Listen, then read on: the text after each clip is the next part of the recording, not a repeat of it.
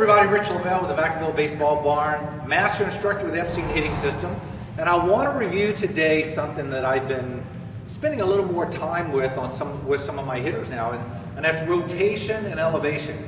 And I say that in a specific order: rotation first, then elevation second, because that is how we want the swing to occur. And I've got my trusty impact bag here, and the reason being is I'll pick a target on this impact bag so they don't have to think about a ball coming at them.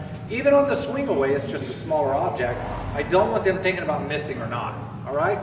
So the reason I bring this up is I've met with a lot of different hitters in the last probably 3, 4, 5 months that have had a problem that when their front foot lands, even though they're kind of keeping this elbow back to where we want it, they're still getting this front shoulder up. Maybe their elbow's down just a little bit, but they're getting this front shoulder up a lot. And the problem is they get here and they'll start to then elevate their front shoulder, push their arm back, and then they'll start to rotate. Well, if you look at it the way I said it in the beginning, rotate then elevate, if they land in the proper launch position here, they begin to rotate, then elevate, you'll see that front shoulder come up, and then the bat will get on plane. Now, granted, lower the pitch, the more extreme that front shoulder is going to elevate after they begin the rotation, and maybe even just a little bit sooner than when the pitch is higher.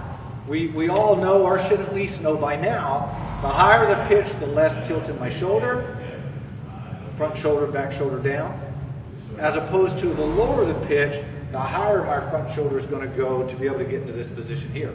This also leads into something that I see occasionally people talking about, oh, his hands are dropping, his hands are dropping. His hands may not be dropping, it's because he is elevating his shoulders up really, really high, and then as he begins his swing and starts to rotate, now he's down a little bit lower here, and especially on a higher pitch. So just kind of keep that in mind. Rotate, then elevate. That way you begin rotation as opposed to elevating up and then have to make adjustments with your hands. Hope this helps you out. Continue watching our YouTube channel. Check us out on Facebook and tell your friends about it.